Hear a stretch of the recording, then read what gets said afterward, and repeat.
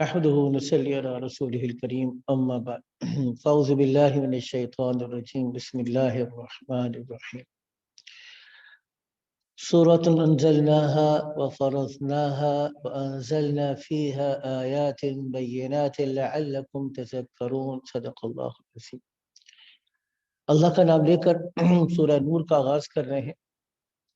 سورہ نور کے اندر 9 رکوع ہیں۔ اس کے مضامین کو بغیر کسی تمہید کے میں اپنے اصل موضوع کی طرف آ رہا ہوں۔ ایک تو حضرت عمر رضی اللہ تعالیٰ عنہ کا قول ملتا ہے کہ علموا نساءکم سورۃ النور، اپنی عورتوں کو خاص طور سے سورہ نور پڑھاؤ اور سکھاؤ۔ اچھا، سورہ نور میں ایسی کون سی خاص بات ہے جس کو بتانے کے لیے، سکھانے کے لیے حضرت عمر فاروق رضی اللہ تعالیٰ عنہ نے خاص طور سے اس بات کا ذکر کیا؟ میں اس موضوع کی طرف آتا ہوں۔ سورہ نور کے موضوعات کو ہم اپنی آسانی کے لیے 2 حصوں میں تقسیم کر سکتے ہیں۔ پہلی بات کہ اس میں ہماری معاشرتی زندگی ہے، خاندانی زندگی۔ ایک معاشرے میں ایک مرد اور ایک عورت مل کر ایک خاندان کی بنیاد رکھتے ہیں، گھر کی بنیاد رکھتے ہیں، اور پھر وہ گھر متعدد گھر مل کر خاندان کی شکل اختیار کرتے ہیں، اور متعدد خاندان مل کر ایک قبیلے کی شکل اختیار کرتے ہیں، اور مختلف قبائل مل کر ایک ملک اور ایک معاشرے کی شکل اختیار کرتے ہیں۔ یہ بنیادی طور پر سٹرکچر ہے کسی بھی ملک کا، ریاست کا یا کسی اجتماعیت کا۔ اب چونکہ بنیاد ایک مرد اور ایک خاتون کا تعلق ہے، اس لیے سب سے پہلے تو معاشرتی زندگی سے متعلق اہم احکامات دیے گئے۔ جو پہلا حصہ ہے سورہ نور کا، وہ خاندانی زندگی، آپس کے میل ملاپ اور تعلق، اس سے متعلق اہم احکامات دیے گئے۔ اور چونکہ جتنے احکامات اللہ نے عطا فرمائے ان کا حصول ممکن نہیں ہے جب تک کہ انسان کے پاس خالص اور پکا ایمان نہ ہو۔ تو آگے چل کر آپ دیکھیے گا کہ خالص ایمان کی بحث آئے گی، اور ایمان کی حقیقت کو بیان کیا اللہ نور السماوات والارض مثل نورہ کمشکاۃ فیہا مصباح، اس کی بات آئے گی۔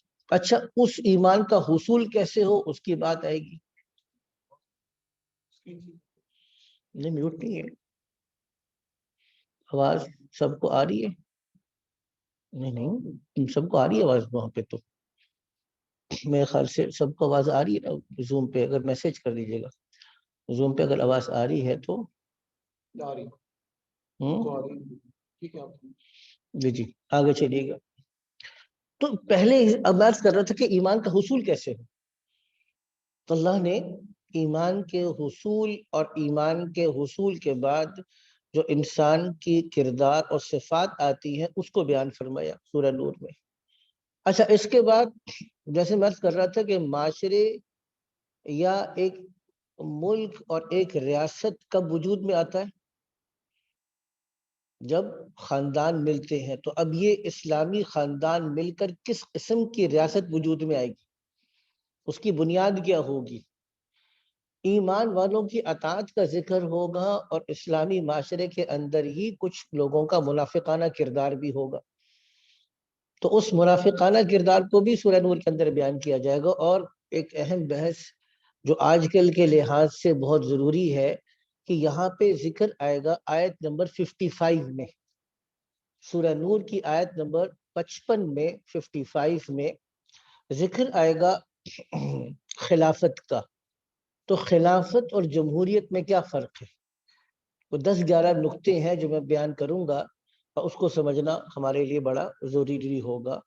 اور پھر اسی موضوع کے اوپر چونکہ معاشرت ہو یا اجتماعیت ہو یا خلافت ہو یا حکومت ہو، مسلمان کی انفرادی زندگی ہو، اجتماعی زندگی ہو، اس کی ساری گفتگو کا حاصل کیا ہے کہ اس کے اندر نبی کی بات ماننے کا مادہ کتنا ہے۔ تو اسی لیے نبی کریم صلی اللہ علیہ وسلم کی اطاعت کی اہمیت پر آ کر اس صورت کا اختتام ہوگا۔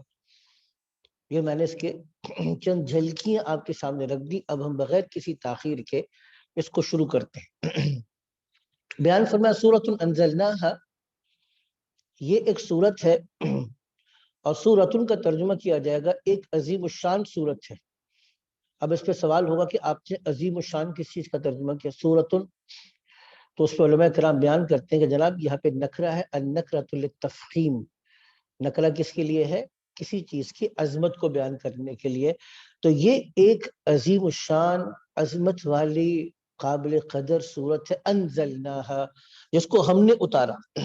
اچھا، قرآن حکیم کے بہت سی صورتوں کے اندر یہ اسلوب آپ کو نظر آئے گا، خاص طور سے مدنی صورتوں کے اندر، مکی صورتوں کے اندر بھی ہے کہ اللہ سبحانہ وتعالی ہر صورت کے آغاز میں اس بات کی طرف اشارہ کر دیتے ہیں کہ یہ جو صورت ہے یا یہ مضمون ہے، اس کا اتارنے والا کون ہے۔ یعنی جب یہ دیکھا جاتا ہے نا کتاب کا مصنف کون ہے، اب کتاب کے مصنف کی پہچان سے ہی اس کی قدر و قیمت بڑھ جاتی ہے۔ تو جب یہ بات معلوم ہو گئی کہ اس صورت کو اور اس پیغام کو دینے والا اللہ کی ذات ہے، تو پھر اس کی طرف تو کتنا متوجہ ہو جانا چاہیے انسان کو۔ مثال کے طور پر سورہ بقرہ شروع ہو رہی ہے، ذالک الکتاب لا ریب فیہ ھدی للمتقین۔ اب یہ کتاب کی تعریف ہو گئی۔ اچھا، تبارک الذی نزل الفرقان علی عبدہ لیکون للعالمین نذیرا، بڑی برکت والی ذات ہے جس نے الفرقان کو اپنے بندے پہ نازل کیا، لیکون للعالمین نذیرا، تاکہ وہ سارے کے سارے جہانوں کے لیے خبردار کرنے والا بن جائے۔ سبحان الذی اسری بعبدہ لیلا من المسجد الحرام الى المسجد الاقصى الذی بارکنا حولہ۔ خیر، الحمدللہ الذی انزل عبد الکتاب ولم یجعل له عوجا، اس تمام تعریف اس اللہ کی ہے جس نے اپنے بندے پہ کتاب کو نازل کیا اور اس میں کسی قسم کی کوئی کجی لوپ ہول اللہ نے نہیں رکھے۔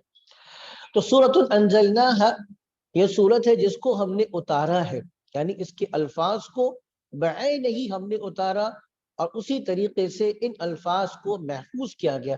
اور فرضناہا، اور اس کے معانی کو ہم نے لازم کر دیا، اس کے پیغام کو ہم نے انسانیت کے اوپر لازم کیا کہ اس پر ایمان لائے اور اس کے مطابق اپنی زندگی کو سنوار دے۔ انزلنا فیہ آیات بینات، اور ہم نے اس میں واضح احکامات عطا کیے۔ بینات کا مطلب، آیات کا مطلب احکامات بھی ہے، آیات کا مطلب نشانی بھی ہے۔ ظاہر مطلب یہاں پہ احکامات کا ہے کہ اور ہم نے اس کے اندر واضح احکامات عطا فرمائے، واضح احکامات اتار دیے، لعلکم تذکرون، تاکہ تم نصیحت کو حاصل کر سکو۔ اب یہ بات تو چل گئی، اب سب سے پہلا کیا حکم آ رہا ہے اس کو دیکھ لیجیے گا۔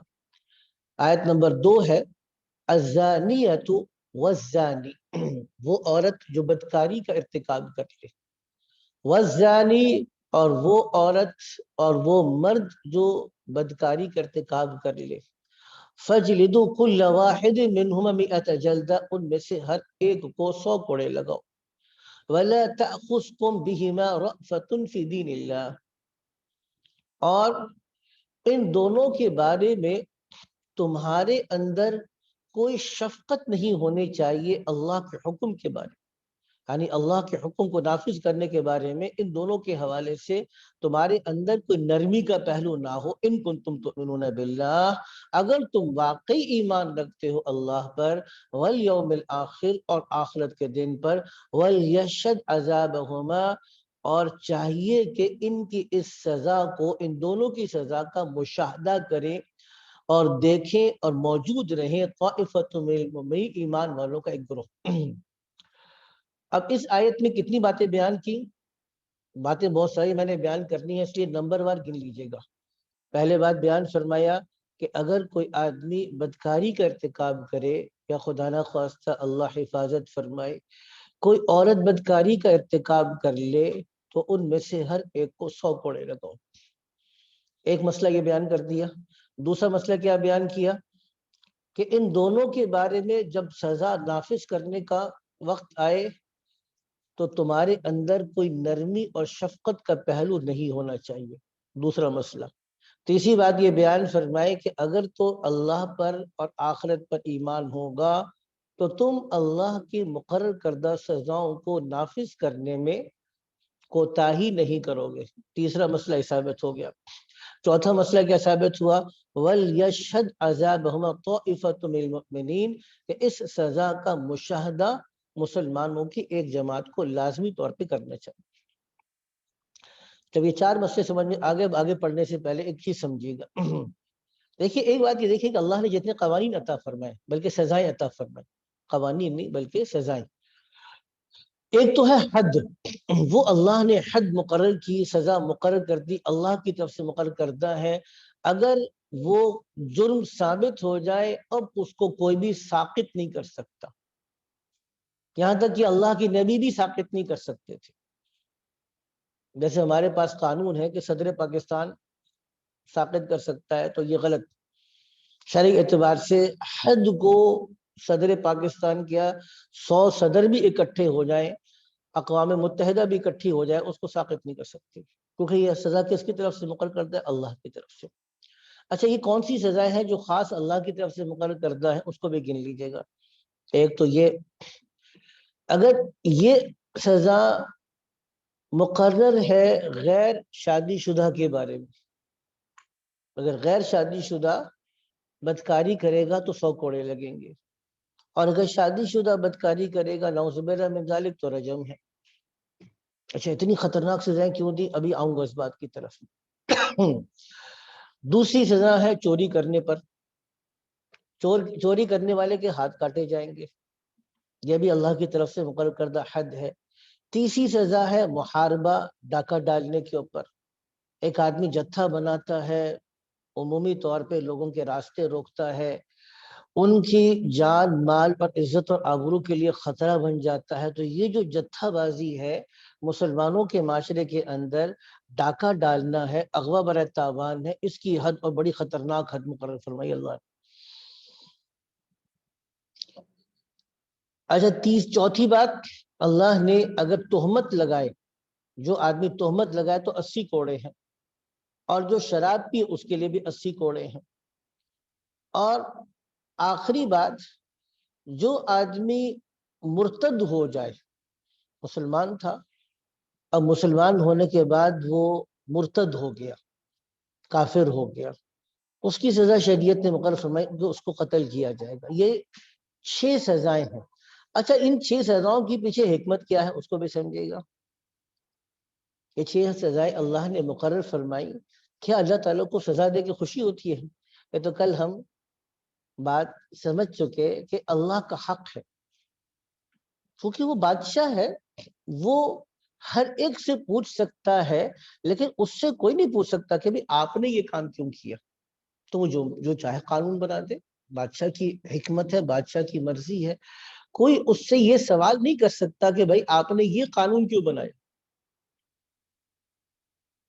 تو عرض میں کر رہا تھا کہ دوسری بات کہ اللہ نے جتنے قوانین بتایا، کیونکہ اللہ تعالیٰ بادشاہ بھی اور حکیم بھی ہے، اور عربی زبان کا محاورہ ہے کہ فعل الحکیم لا یخلو عن الحکمہ،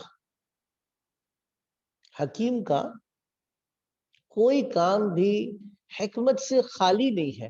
تو یہ حدود کے پیچھے حکمت کیا ہے؟ امام شاطبی رحمۃ اللہ نے مقاصد شریعت میں 5 حکمتیں بیان فرمائی۔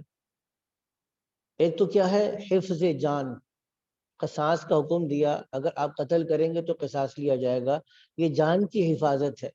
خود قرآن میں بھی ہے وَلَكُمْ فِي الْقِصَاصِ حَيَاةٌ يَا أُولِي الْأَلْبَابِ، اے عقل والو اگر تمہارے اندر عقل ہے تو تمہیں یہ بات سمجھ میں آ جائے گی کہ قصاص اور بدلہ لینے میں انسانی جان کا تحفظ ہے۔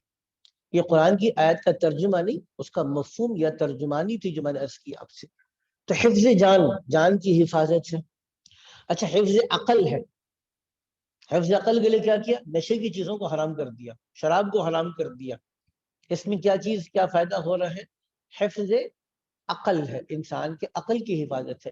حفظ مال، چور کا ہاتھ کیوں کاٹا جائے گا؟ چور کے ہاتھ کاٹنے سے فائدہ یہ ہوگا کہ مسلمانوں کے معاشرے کے اندر مال کی حفاظت ہو جائے گی، تو حفظ مال ہے۔ اچھا اسی طریقے سے محاربے کے اندر تو جان اور مال دونوں کی حفاظت ہے، بلکہ عزت اور آبرو کی بھی حفاظت ہے۔ ایک ہے حفظ نسل اور حفظ نسب۔ نسل کا مطلب دیکھیے، انسان کا معاشرہ کب وجود میں آئے گا؟ جب ایک انسان بوڑھا ہو کے مرنے لگتا ہے تو اس کی جگہ 3-4 بندے اس کی جگہ لیتے ہیں، تو انسان کا معاشرہ باقی رہتا ہے، پھلتا ہے، پھولتا ہے، نئی جنریشن آتی ہے، اولاد آتی ہے، تو معاشرہ پھلتا پھولتا ہے۔ ویسٹرن کنٹریز میں ایک بہت بڑا مسئلہ کیا بنا ہوا ہے، جو پاپولیشن ریٹ ہے وہ نیگیٹو میں جا رہا ہے، یا تو بڑے بڑے بوڑھے ملتے ہیں یا بالکل بچے ملتے ہیں، ینگ جنریشن بہت کم ملتی ہے۔ تو بہت سارے ممالک میں، ویسٹرن کنٹریز میں یہ نیگیٹو میں جا رہا ہے، تو ان کے لیے بہت بڑا مسئلہ ہے۔ کسی بھی معاشرے کے اندر اگر ینگ جنریشن آنا کم ہو جائے اور لوگ زیادہ مرتے ہوں، بوڑھے زیادہ ہوتے ہوں، کم لوگ جوان ہوتے ہوں، تو وہ معاشرہ پنپ نہیں سکتا، اس معاشرے کے پنپنے میں بڑی کوتاہی ہوگی۔ تو نسل کی حفاظت، اللہ نے احکامات عطا فرمائے جس سے انسانی نسل کی حفاظت ہوگی۔ اور ایک اور چیز میں نے عرض کی تھی درمیان میں، حفاظت نسب۔ ایک ہے نسل اور ایک ہے حفاظت نسب۔ نسب کیا ہے؟ کہ آج یہ بچہ دنیا کے اندر آیا ہے، who is going to take responsibility of that child? That is the نسب۔ بھئی یہ کس کی رسپانسبلٹی ہے؟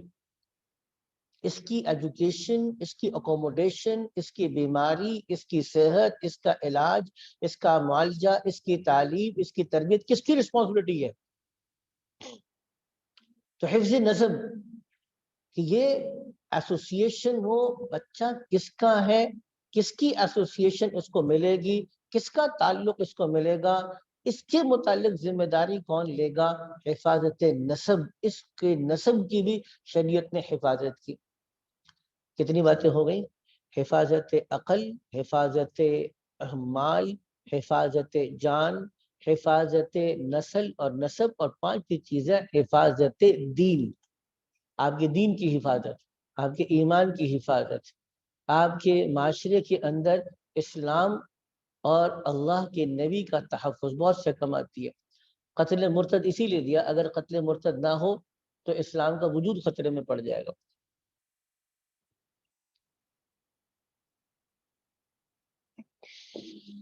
آگے چلیے گا۔ تو یہ 5 چیزیں آپ کو سمجھ میں آ گئی۔ اب آئیے گا اس بات کی طرف جو آج کل کی بہت بڑی بحث ہے، اور ٹائم آج ہمارے پاس کم ہے، لیکن میں چاہوں گا کہ وہ بحث آپ کے سامنے رکھ دوں۔ اور وہ کون سی بحث ہے؟ بحث کہ یہ جو کہا جاتا ہے کہ دیکھیے اگر 2 آدمی آزاد ہیں اور وہ جو کرنا چاہتے ہیں اگر کر لیتے ہیں تو اس کے اندر رکاوٹ کیا بنے؟ ویسٹ کا کانسیپٹ یہی ہے، ویسٹ کا کانسیپٹ یہی ہے۔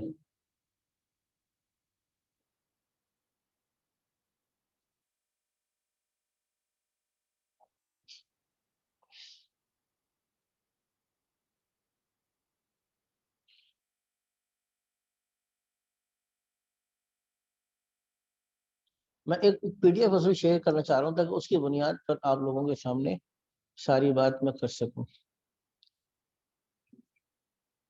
جی حضرت میں بھیجتا ہوں اپنے شیئر کرنا۔ لا حول ولا قوت الا باللہ، ٹائم لگ رہا ہے اس کو شیئر کرنے میں۔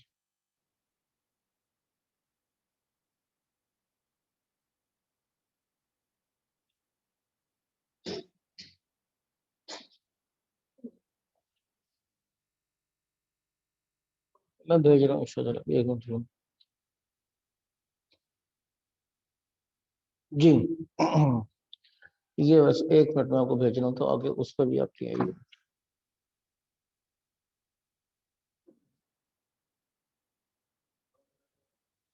جی جی ہے آپ کے پاس؟ جی جی وہی والی، ویسے میں نے بھیج بھی دیا آپ کو، لیکن اب آئیے گا اس بات کی طرف کہ اس کی طرف آتے ہیں. میں توجہ کے ساتھ اس بات کو سمجھنے کی ضرورت ہے. میں نے تفصیل کے ساتھ اس بات کو لکھ دیا کہ شریعت نے نکاح کے راستے کو کیوں کھلا رکھا، اور شریعت نے آزاد تعلقات کی کیوں حوصلہ شکنی فرمائی. سب سے پہلی بات دیکھیے گا کیا لکھا ہے. نکاح اس تصور زندگی پر مبنی ایک بندھن ہے جس میں خالق کائنات نے کائنات اور خصوصاً انسان کو با مقصد پیدا کیا ہے، اور انسان سے ایک با مقصد زندگی مطلوب ہے. اس با مقصد زندگی میں نکاح طبعی طور پر ایک ایسا تعلق ہے جو با مقصد ہے اور بہت سے معاشی اور معاشرتی مسائل نہیں بلکہ منافع پر مشتمل ہے. کیا ہوا؟ یہ نہیں ہے. جی جی عرض میں کیا کر رہا ہوں، لیکن سب سے پہلے ہمارے پاس مسلمانوں کا تصور، مسلمانوں کے معاشرے کے اندر اس بات کا چلانا میرا جسم میری مرضی، یہ کیوں غلط ہے؟ بنیادی طور پر دیکھیے ہمیں اللہ نے پیدا کیا اور ہمارا جسم ہماری پراپرٹی نہیں ہے، بلکہ ہمارا جسم اللہ کی پراپرٹی ہے، اور اللہ نے ہمیں ایک با مقصد زندگی گزارنے کا حکم دیا. با مقصد زندگی، با مقصد جو زندگی ہے، اس با مقصد زندگی گزارنے کے لیے انسان کے ہر تعلق کو با مقصد ہونا چاہیے. اس لیے جو آزاد تعلقات ہیں یہ انسان کو عارضی طور پہ خواہش کی تسکین تو دیتے ہیں، لیکن آپ کی زندگی کے اندر نہ صرف یہ کہ کوئی پروڈکٹیوٹی کو نہیں لے کر آتے، بلکہ انسان کے معاشرے کے اندر ایک نان پروڈکٹیوٹی کو ایڈ کرتے ہیں. یہ بنیادی طور پہ فرق ہے. اور اس کے مقابلے میں کیا لکھا ہے؟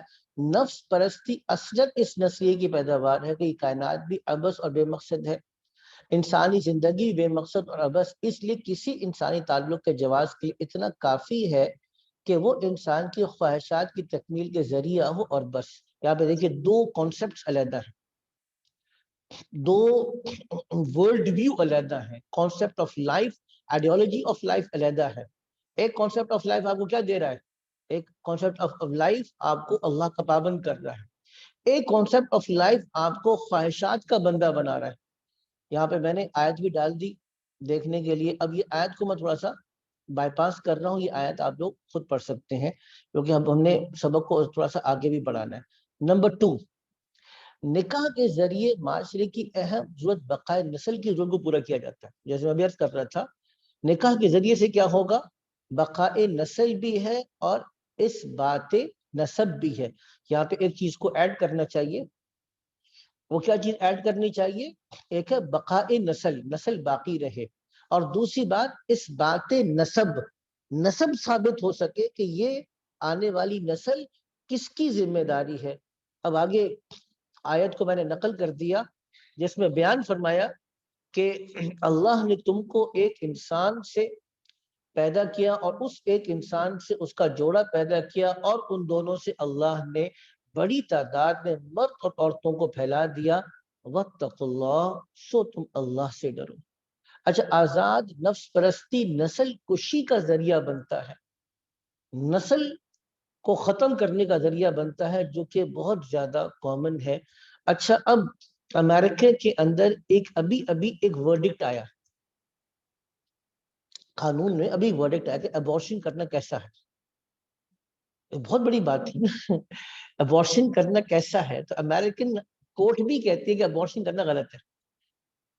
ابھی اگر آپ کی جسم آپ کی مرضی ہے تو ابورشن کرنا کیوں غلط ہو گیا؟ لیکن چونکہ اگر آپ ابورشن کی اجازت دے دیں گے تو پھر تو کیا ہوگا؟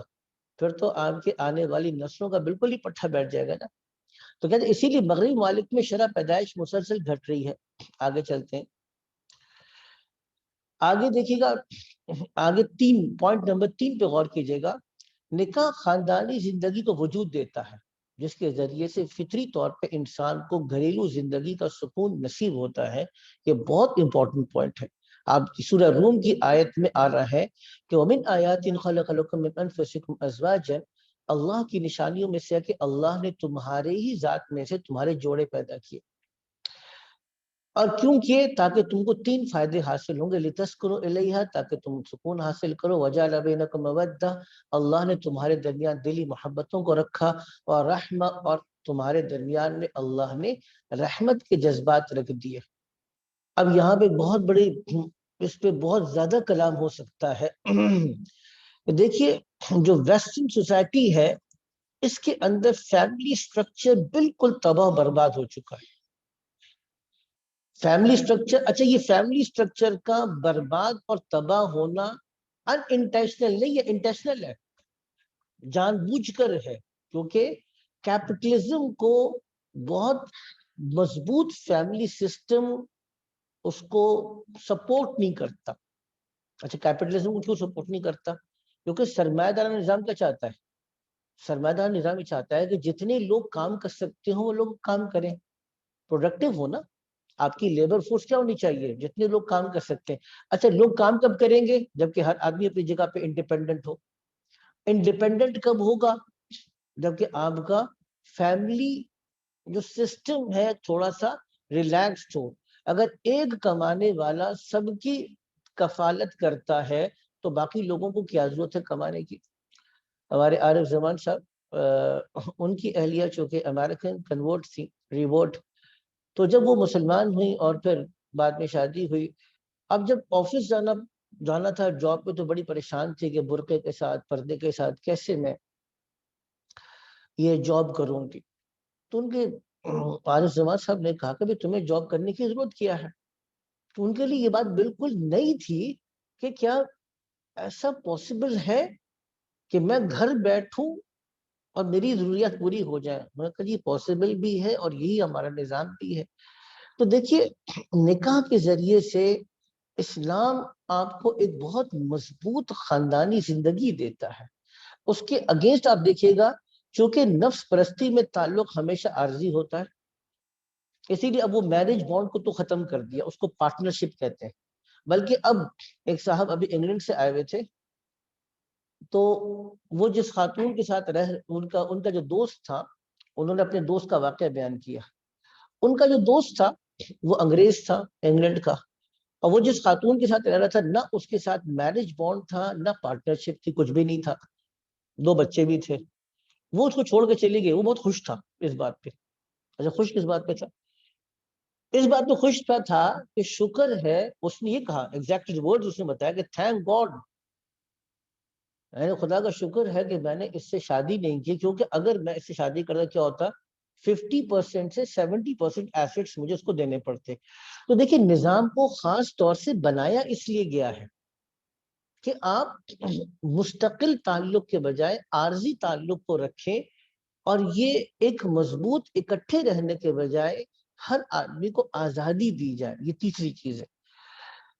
چوتھی بات, نکاح اور خاندانی نظام کے ذریعے آنے والی نسل کی جسمانی, ذہنی, معاشرتی اور دینی نشو و نما کو یقینی بنایا جاتا ہے.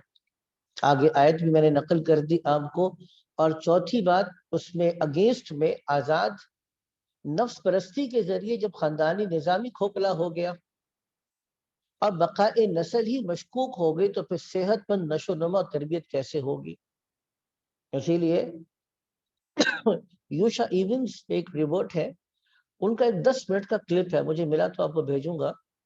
بہت دکھ کے ساتھ اس نے بیان کیا, اپنا جو واقعہ بیان کیا نا, تو اس نے الکوہلزم کے اوپر بیان کیا. اس نے کہا کہ الکوہلزم کا مطلب کیا ہے؟ شراب کا پینا, نشے میں دھت ہونا یا نشے کا عادی ہونا, شراب کا عادی ہونا, یہ الکوہلزم ہے. اس نے کہا کہ یہ ایک بیڈ ہیبٹ نہیں ہے.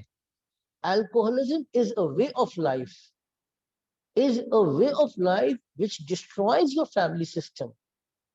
اور پھر اس نے بتایا کہ جیسے اس کے والدین الکوہلزم میں شکار تھے، والدہ تھی، بچپن میں اپنی دادی کے پاس تھا، کہتے صبح سے لے کے شام تک ماں کا انتظار کرتا، اور پھر وہ اسی کی وجہ سے، شراب کی وجہ سے پی پی کر اس کی والدہ بیمار پڑی، اور ایٹ دی ایج آف 50 بالآخر اس کی والدہ ایکسپائر کر گئی۔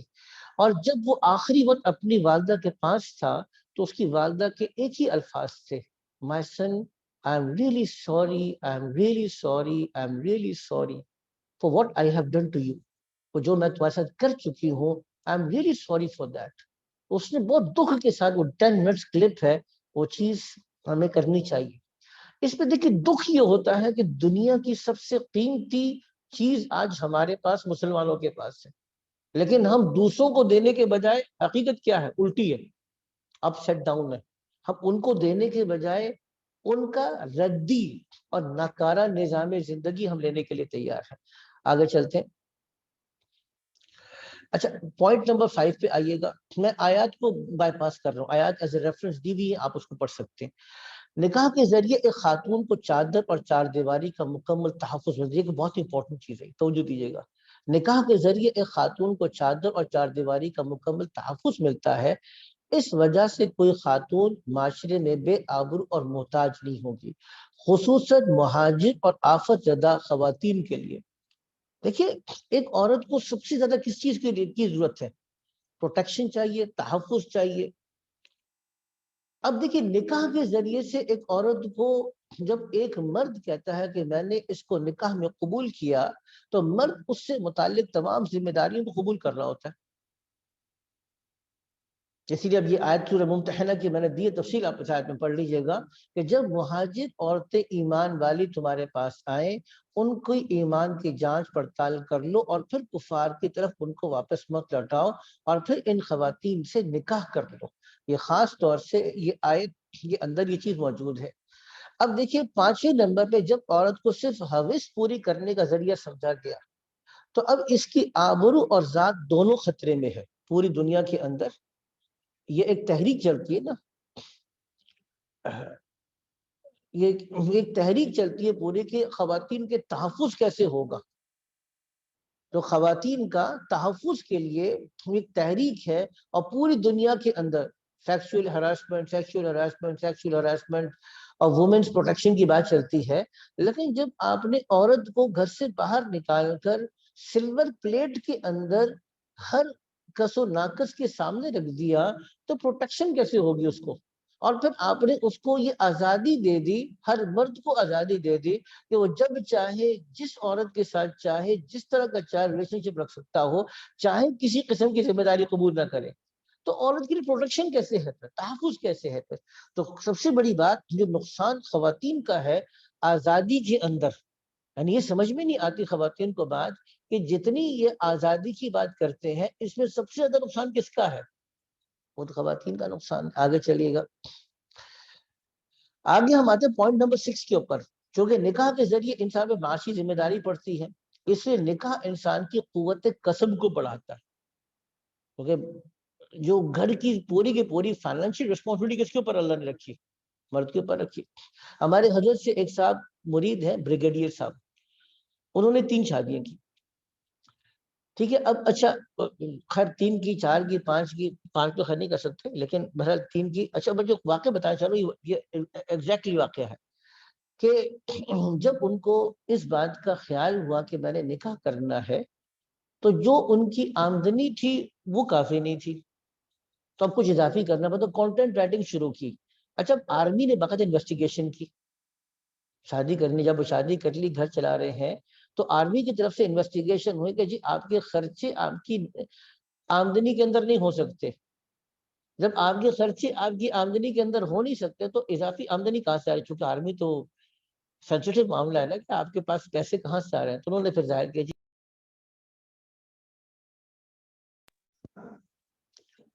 نیم، یعنی ایک علیحدہ فرضی نام کے ساتھ میں کنٹینٹ رائٹنگ کا کام کرتا ہوں، اس سے مجھے $400-500 اضافی ہر مہینے مل جاتے ہیں، تو جس سے میں ایک اور گھر اپنا چلا سکتا ہوں۔ دیکھیں، سب سے پہلی بات یہ ہے کہ جب آپ 1 سے 2 یا 3 نکاح کی بات کریں گے، یا ایک نکاح کی بات بھی کریں گے، سب سے پہلے آپ کے ذہن میں کیا آئے گا کہ میں اپنے آنے والی بیوی کو کہاں رکھوں گا، اکوموڈیشن، اچھا اس کی یوٹیلیٹی بلز کیسے دوں گا، یوٹیلیٹی بلز، کھانا کیسے دوں گا، اس کو موسم گرمی سردی کے اعتبار سے کپڑے کیسے دوں گا، جو آنے والے بچے ہوں گے اس کی لائبلٹیز کو میں کیسے پوری کروں گا، یہ کوشچن آئیں گے نا. اس کا مطلب کیا ہوا کہ دیکھیے نکاح انسان کو ایک پروڈکٹیو ایلیمنٹ بناتا ہے معاشرے کا. اگر جتنا زیادہ نکاح کا رواج ہوگا مرد اتنے ہی زیادہ رسپانسبل ہوں گے اگر اسلامک پیراڈائم ہو. اگر جیسے آج کل کا ہمارا نظام چل رہا ہے وہ ایک علیحدہ چیز ہے، اس پہ میں علیحدہ بعد میں گفتگو کروں گا. اس کے اگینسٹ آپ دیکھیے گا اس کے اگینسٹ کیا ہے. اچھا اس کے اگینسٹ دیکھیے گا نفس پرستی آزاد زندگی کو جنم دیتا ہے. اس لیے نفس پرستی مال کے زیادہ سو اور عیاشی اور فحاشی کے اڈوں کو فروغ دیتا ہے. اب اس میں جو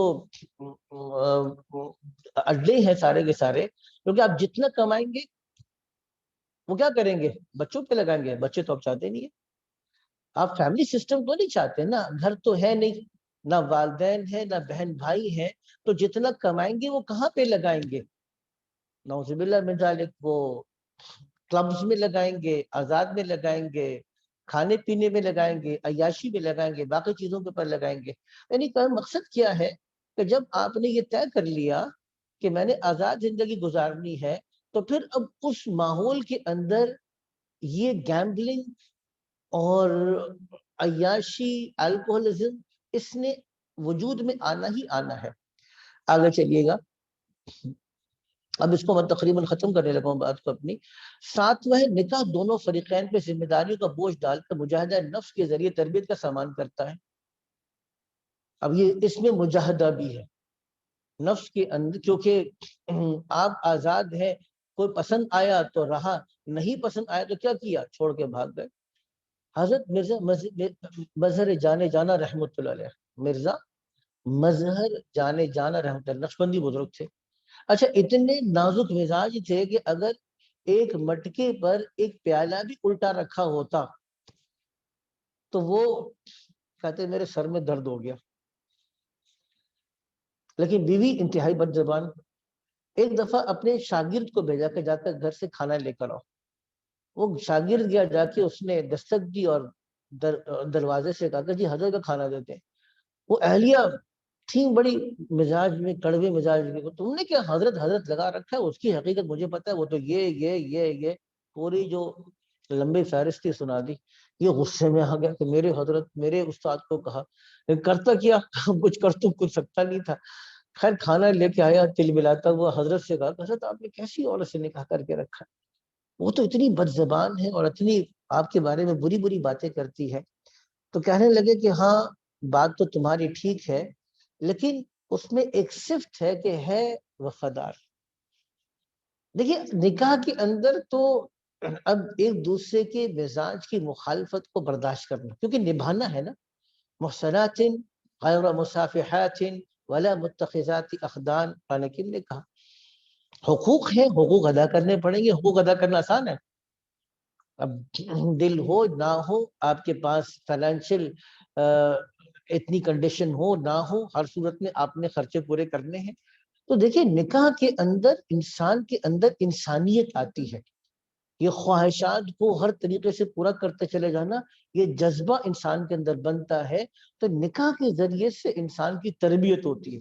اس کے اگینسٹ نفس پرستی کے حیوانی جذبات کو برانگیخت کر کے انسان کو جیتا جاگتا حیوان بنایا جاتا ہے. یہ حیوان بن گیا نا، یہ جیتا جاگتا حیوان ہے کہ اس کو صرف اپنی تفریح اور اپنی خواہش پورا کرنے کے علاوہ کچھ بھی نظر نہیں آتا. اور لاسٹ بٹ ناٹ لیسٹ کے درجے میں آٹھواں کیا ہے، نکاح بہت سے دیگر منافع کا ذریعہ ہے. مثال کے طور پر نکاح سے وہ فائدے آپ کو حاصل ہوں گے جو نعوذ باللہ من ذالک آزاد نفس پرستی سے حاصل نہیں ہو سکتے. مثال کے طور پہ حصول نسبت، حضرت سودا نے اپنی باری حضرت عائشہ کو دے دی، اپنے حقوق معاف کر دیے. کیوں؟ تاکہ وہ نسبت باقی رہے. حضرت عمر نے اپنا رشتہ بھیجا حضرت علی کے پاس، حضرت علی کی بیٹی ام کلثوم کے لیے. کیوں؟ حضرت عمر بڑی عمر کے تھے، حضرت علی نے کہا کہ میری بیٹی چھوٹی ہے، کہا کہ نہیں، میں صرف یہ چاہتا ہوں کہ اہل بیت سے نسبت قائم ہو جائے. تو حصول نسبت یہ نکاح کے ذریعے سے حاصل ہوتا ہے. خدمت، حضرت خدیجہ الکبریٰ رضی اللہ تعالی عنہا سے نکاح ہوا تو حضرت خدیجہ الکبریٰ نے حضور کی خدمت کی، اور حضرت خدیجہ الکبریٰ کے مال سے حضور کو فائدہ ہوا، اور آپ صلی اللہ علیہ وسلم کی ذات اقدس سے حضرت خدیجہ الکبریٰ کو کے کاروبار کو فائدہ ہوا. اسی طریقے سے عبد اللہ مہاجر مکی رحمۃ اللہ علیہ کا واقعہ ہے. وہ 80 سال کے ہو گئے تھے اور خاصی بینائی بھی کم ہو گئی تھی. تو ان کی ایک جو خاتون مرید تھی اس نے کہا، ان کی حضرت کی اہلیہ بھی بیمار بوڑھی تھی، کہ حضرت آپ مجھ سے نکاح کر لیں کیونکہ نکاح کے بغیر میں خدمت نہیں کر سکتی آپ کی. حضرت نے اسے نکاح فرمایا. تو حضرت تھانوی نے اس واقعے کو نقل کر کے کہا کہ دیکھو اس سے معلوم ہوا کہ نکاح کے بہت سے فوائد ہیں، جس میں سے ایک فائدہ خدمت بھی ہے. اچھا دیکھیے دینی منافع ہے، یعنی کسی حلال کے حلال کو ظاہر کرنا. جیسے حضور نے حضرت زید بن حارثہ کی متعلقہ ام المؤمنین حضرت زینب بنت جحش سے نکاح کر کے ایک فرسودہ رسم کو توڑا. سیاسی منافع، جیسے حضرت ام حبیبہ ابو سفیان کی بیٹی تھی، ان سے حضور نے نکاح فرمایا. حضرت جویریہ پہلے اس میں تھی، غلامی میں تھی، ان کو آزاد کر کے سردار کی بیٹی تھی، ان سے نکاح فرمایا. حضرت صفیہ سردار کی بیٹی تھی، ان سے نکاح کیا. یہ 3 نکاح ایسے ہیں جس سے بہت سے سیاسی فوائد حاصل ہوئے. نفس پرستی ایک شفاق انسان کو وجود دیتی ہے، جس کی زندگی میں حصول نسبت تو بہت دور کی بات، کسی انسان کی اہمیت صرف اس کی ذاتی منفعت اور لذت کے حصول تک محدود ہے. یہ 8 مقاصد بیان فرما دیے جس سے یہ بات سمجھ میں آئے کہ شریعت اسلامیہ نے اس راستے کو کیوں بند کیا. جو ساری گفتگو چل رہی تھی کہ جو 100 کوڑے لگتے ہیں اور کہتے ہیں 100 کوڑے لگاؤ یا رجم کرو یا پتھر مارو اور ہلاک کرو، اتنی سخت سزا کیوں دی؟ کیونکہ دیکھیے اس سے ساری تفصیل میں نے اس لیے بیان کر دی اور اس کو ڈاکومنٹ کر دیا، اور یہ آپ کے پاس موجود ہے. یہ چیز آپ کو مل سکتی ہے، تقریر نہیں ہے، ڈاکومنٹ کر کے میں نے آپ کو اس لیے دے دیا تاکہ ایک کمپیریزن ہمارے سامنے ہو، اور یہ ساری چیزوں کو قرآن حکیم کی آیات اور احادیث مبارکہ سے ثابت کر دیا کہ دیکھیے ہمیں اسلام نے ایک مکمل نظام معاشرت دیا ہے، اور وہ نظام معاشرت کی بنیاد نکاح ہے. اس بنیاد کو کون سی چیز توڑتی ہے؟ بدکاری. آزاد نفس پرستی اس بنیاد کو توڑتی ہے. تو جو آدمی مسلمانوں کے معاشرے کی انتہائی بنیاد کو توڑنا چاہے گا اس کی سزا بھی سخت ہونی چاہیے. اس کی سزا کوئی معمولی سزا نہیں ہونی چاہیے، کیونکہ یہ آپ کے معاشرے کی انتہائی بنیادوں کو ہلا تھا. تو یہاں پہ آگے ہمارا یہ مضمون مکمل ہوا. اب میں دوبارہ سے واپس اسی آیت پر آتا ہوں، آیت نمبر 2 سورہ نور کی، جس کا ہم مطالعہ کر رہے تھے. اس سے متعلق آپ لوگوں کی یقینی طور پر کوئی سوالات بھی ہوں گے. میں انشاءاللہ آخر میں، آخر کا مطلب مجھے 15 منٹ بتا دیجیے گا، 15 منٹ کے آخری جو 15 منٹ ہے اس میں آپ کو انشاءاللہ تعالی سوالات کیٹر کروں گا انشاءاللہ تعالی، اگر اللہ نے چاہا تو. زندگی رہی، اللہ نے چاہا تو انشاءاللہ آپ کے سوالات. جی اب آ جاتے ہیں ہم سورہ نور کی طرف.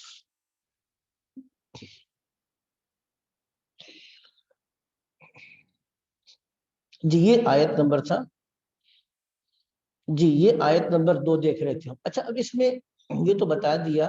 اچھا اس میں بدکاری کی ایک سزا وہ تھی جو منسوخ ہو گئی. میں نے 3 سزائیں، میں نے 2 سزائیں بیان کی نا، اس سے پہلے بھی ایک سزا تھی جو سورہ نساء میں جس بات کا ذکر کیا، اور وہ یہ تھا کہ اگر تمہاری عورتوں میں سے کوئی عورت بے حیائی کا ارتکاب کرے، وَاللَّاتِي يَأْتِينَ مِنْكُمْ بِفَاحِشَةٍ مُبَيِّنَةٍ، تو پھر کیا کرو؟ اب یہاں پہ اس چیز کو سمجھنے کی ضرورت ہے کیونکہ ہم سورہ نساء نہیں پڑھ رہے نا. اگر خدا نہ خواستہ کسی عورت کے بارے میں پتہ چل جائے کہ اس کا کسی دوسرے مرد کے ساتھ سیکرٹ ریلیشن شپ ہے تو کیا کرنا چاہیے؟ ہمارے معاشرے میں یہ عزت جس کو کہتے ہیں نا آنر کلنگ، یہ بھی بہت بڑا مسئلہ ہے. دیکھیے شریعت مطہرہ کے اندر بغیر کسی ساؤنڈ ایویڈنس کے، بغیر کسی مضبوط دلیل کے آپ کسی انسان کے بارے میں کوئی فیصلہ نہیں کر سکتے. تو سورہ نساء کے اندر کہا کہ ان کے اوپر بھی 4 گواہ، 4 عینی گواہ آئے اور کسی عورت کے بارے میں یہ ثبوت دیں کہ یہ غلط قسم کے کردار کی حاملہ ہے، یہ غلط قسم کے معاملات میں انوالو ہے، تب بھی وہاں پہ کہا تھا کہ ان کو گھروں کے اندر بند کر دو. اور پھر آگے فرمایا تھا او یجعل اللہ لہن سبیلا، یہ اللہ ان کے لیے کوئی راستہ پیدا کر. یہاں پہ اللہ نے راستہ پیدا کر دیا. وہ حکم کہ ایسی عورتوں کو گھر میں بند رکھو، ایسی عورتوں کو گھر میں بند رکھو، یہ بند رکھنے کا جو حکم تھا یہ منسوخ ہو گیا. پھر اللہ نے مزید تفصیل اتاری. غیر شادی شدہ کے لیے یہ حکم ہے 100 کوڑے. شادی شدہ کے لیے کیا حکم ہے؟ شادی شدہ کے حکم سنسار، رجم. اچھا یہ بات سمجھیے گا، ایک نے کسی نے آ کر قاری طیب صاحب رحمۃ اللہ علیہ کسی بڑے بزرگ سے کہا، مجھے نام نہیں یاد آ رہا، کہ دیکھیے رجم کیوں کرتے ہیں؟ میں آپ رجم کیوں کرتے ہیں؟ عام پھانسی دے دیں. رجم پتھر مار کے مارنا تو کسی انسان کے لیے بڑی تکلیف دہ موت ہے نا. تو حضرت نے پتہ کیا بات، بڑی حکمت، باقی بڑوں کی نگاہ اتنی گہری ہوتی ہے. انہوں نے کہا کہ تم کو پتہ ہے کہ سب سے پہلا پتھر کون مارتا ہے؟ تو اس نے کہا کہ نہیں مجھے تو نہیں پتا کہ سب سے پہلا پتھر جس آدمی نے گواہی قائم کی ہوتی ہے وہ پتھر مارتا ہے. اور وہ آدمی پتھر تب مارے گا جبکہ اس نے واقعی دیکھا ہوگا. اگر پہلا آدمی گواہی دینے والا پتھر مارنے سے رک جائے تو حد ساقط ہو جائے گی. کوئی کہ گواہی دینے والے نے اپنی گواہی سے کیا کر لیا؟ رجوع کر دیا. دیکھیے کیسی گہری نگاہ تھی. احکامات شریعت کی حکمتوں کو اور اس کی گہرائی کو سمجھنا کوئی معمولی بات نہیں ہے. جہاں پہ شریعت نے حدود اور بڑے سخت احکامات دیے ہیں ان کا ثبوت بھی بڑا سخت ہے. اور ہلکی سی بھی ڈاؤٹ ہو، ہلکا سا بھی شبہ ہو، ہلکا سے بھی کہیں پر تھوڑا سا کوئی ایک شک پیدا ہو جائے، اس کا فائدہ کس کو جاتا ہے؟ ملزم کو جاتا ہے. ہم ملزم کہتے ہیں، لفظ ملزم ہے عربی زبان کے اندر، اس کو ملزم کہا جائے گا. تو ملزم کو فائدہ جائے گا اور حد ساقط ہوگی. خیر آگے چلے گا. یہ تو ایک بات تھی کہ اگر عورت یا مرد نعوذ باللہ من ذالک زنا کر لے تو ان میں سے ہر ایک کو 100 کوڑے لگاؤ. اور اگر وہ شادی شدہ ہے تو پھر ان کو رجم کیا جائے گا. اچھا دوسرا حکم میں نے کیا بیان فرمایا؟ میں نے کیا مطلب ہم نے اس آیت میں پڑھا تھا وَلَا تَأْخُذْكُمْ بِهِمَا رَأْفَةٌ فِي دِينِ اللَّهِ. اللہ کے اس حکم کو نافذ کرنے کے لیے تمہارے اندر ان دونوں کے حوالے سے کوئی نرمی کا پہلو نہیں آنا چاہیے. بہت امپورٹنٹ بات، توجہ دیجیے گا. آج مجھے لگتا ہے اسی 2 آیت پہ ہماری گفتگو مکمل ہو جائے گی، لیکن کوئی مسئلہ نہیں ہے انشاءاللہ تعالی. ٹھیک ہے نا؟ جتنی آسانی کے ساتھ ابزارب کر سکے اتنا ہی کافی ہوتا ہے، لیکن توجہ دیجیے گا اس بات کو. اچھا میں چلے چونکہ بات تھوڑی بہت زیادہ علمی ہو رہی ہے تو تھوڑی سی ایک لطیفی والی بات سناتا ہوں. ایک خاتون کا فون آیا، رو بھی رہی تھی ٹیلی فون کے اوپر. کیوں رو رہی تھی؟ کیونکہ میرے والد صاحب اسلام آباد میں لاہور میں ہوتا ہوں، وہ بھی کہتی ہیں میں لاہور میں ہوتی ہوں، میرے والد صاحب اسلام آباد میں ہیں، ان کو فالج ہو گیا ہے، میں جانا چاہتی ہوں، اپنے والد کے پاس جا نہیں پاتی، اور 2 سال ہو گئے میں اپنے والد صاحب سے نہیں مل سکی، صرف شریعت کا ایک حکم ہے محرم کا، تو اس وجہ سے مجھے بتایا میں کیا کروں. تو مجھے بھی بڑی ہمدردی ہوئی. آپ حضرات نے سنا تو آپ کو بھی ہمدردی ہوئی ہوگی. ایک خاتون ہے 2 سال سے اپنے باپ سے نہیں ملی ہے، باپ کے پاس جانا چاہتی ہے، باپ بیمار ہے، فالج زدہ ہے.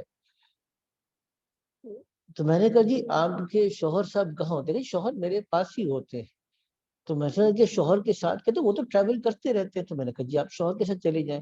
کہ لیکن اصل مسئلہ یہ ہے کہ ہم نے گھر میں بلیاں پالی ہوئی. تو میں نے کہا گھر میں بلیاں پالی ہوئی ہیں تو کیا ہوا؟ کہہ لگے اصل میں بلیاں وہ ہیں جو بہت زیادہ کہیں پہ ایکسیڈنٹ ہو جائے، بیمار پڑ جائے، کوئی زخمی بلی ہو، وہ بلی ہم لاتے ہیں، ان کی ہم ٹیک کیئر کرتے ہیں. تو اگر میں چلی جاؤں گی تو بلیوں کا دھیان کون رکھے گا؟ میں نے سر پکڑ لیا. 10 منٹ لیے انہوں نے ٹیلی فون پر میرے، تو میں سر پکڑ لیا. میں نے کہا دیکھیے بلیوں کا خیال کرنا اتنا ضروری نہیں ہے جتنے باپ کی خدمت کرنا ضروری ہے، باپ کے پاس جانا ضروری ہے، اس کو چھوڑیں.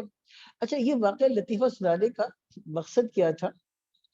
مقصد یہ تھا کہ دیکھیے جانور پہ ہمدردی ایک اچھی چیز ہے، لیکن آپ کے اندر جتنے جذبات ہیں ہمدردی کے، اس کو کوانٹیفائی یا اس کو لیمیٹائز کون کرے گا؟ شریعت کرے گی.